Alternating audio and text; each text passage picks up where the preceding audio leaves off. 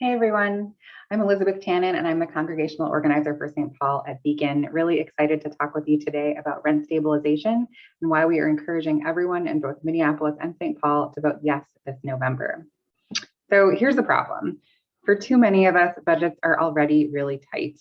We're balancing healthcare costs, transportation, food, clothing, all of which are going up while our wages probably aren't that much.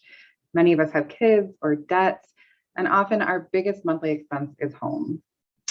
Any unexpected changes to that cost can be devastating when every dollar counts. We can't afford for the rent to jump.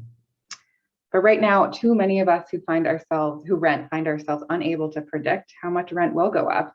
And when it goes up too much, we simply can't make our budgets work. This is how families get displaced from their communities, or worse, without a home at all. We know that the majority of landlords who are local and rooted in community aren't taking advantage of renters' pocketbooks. But we also know that those who are, mostly big corporations from outside the state, we know that the extreme rent hikes they impose disproportionately impact BIPOC and low-income renters, people who have historically been locked out of the stability of home. We know this is part of a pattern that created, sustains, and in fact today grows racial injustice and disparities in housing. So first and foremost, as an organization committed by our faith values to race equity, we are called to respond. Here's what rent stabilization is and isn't. It creates a maximum amount that landlords can raise the rent every year. In St. Paul, the ordinance that's going to be on the ballot would set that maximum at 3%, which is actually higher than the current average. So most landlords wouldn't even be impacted. Rent stabilization wouldn't set rents for new construction so that developers who are currently building can put the rents where they need to in order to make sure that they can make ends meet.